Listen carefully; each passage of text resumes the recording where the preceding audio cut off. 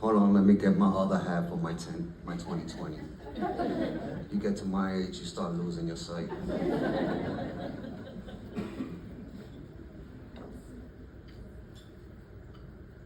Much better. First, I want to thank Dr. Post. Thank you for giving me the honor of standing right here tonight. This moment began when my final English 1101 essay landed on your desk. And tonight, it comes in full circle. To my family, thank you for believing in me and not giving up on me when I wanted to give up. Before I speak to you tonight, I want to ask just for a few seconds of your moment. Not for your attention, but for your imagination.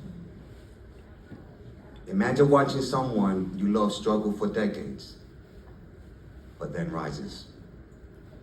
That's what your support has done, and I'm living proof. Good evening, everyone. My name is Edwin Miguel Padron, and it's an absolute honor to stand before you tonight. 27 years. That's how long it took me to come back to the classroom.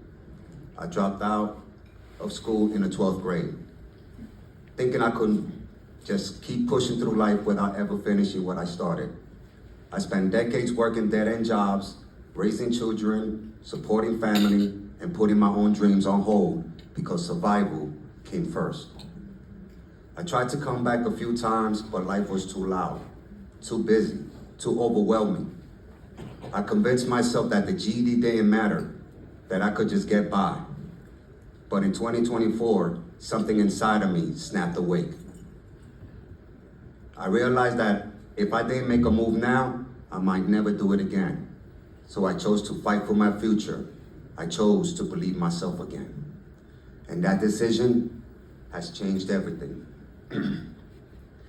I remember the day I passed my GED, my hands were shaking, staring at the screen, and then the word passed popped up. I froze. After all those years, all that pain, that one moment thundered on my chest.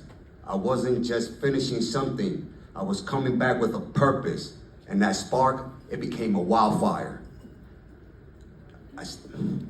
Since that day, I've gone from being a dropout to a dual major college student, working on 2 Associates of Applied Science degree, one in commercial construction management and the other in business management right here in West Georgia Tech College. For being overlooked to being inducted into the National Technical Honor Society.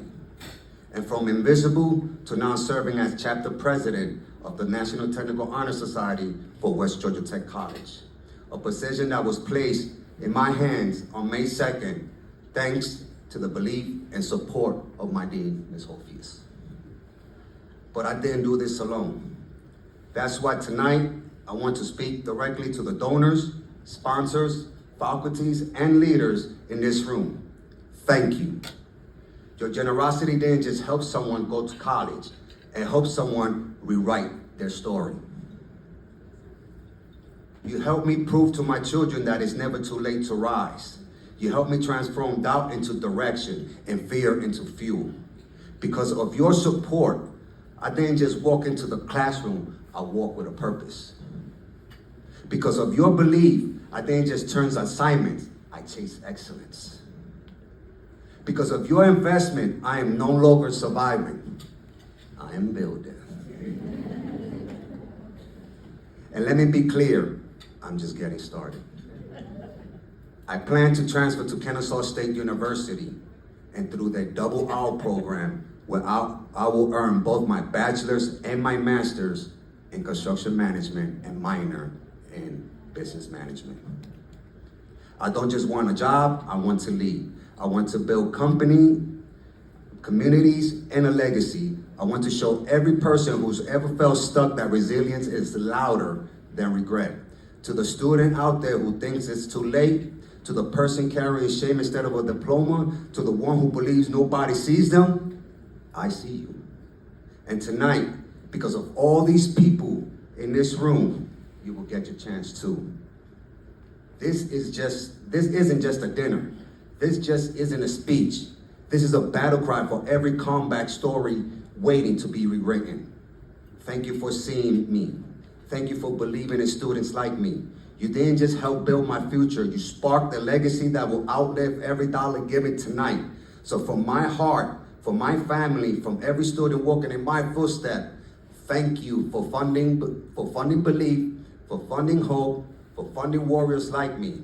And thank you from the bottom of my heart for giving people like me a future worth fighting for. And finally, to Marie and Steve Swope.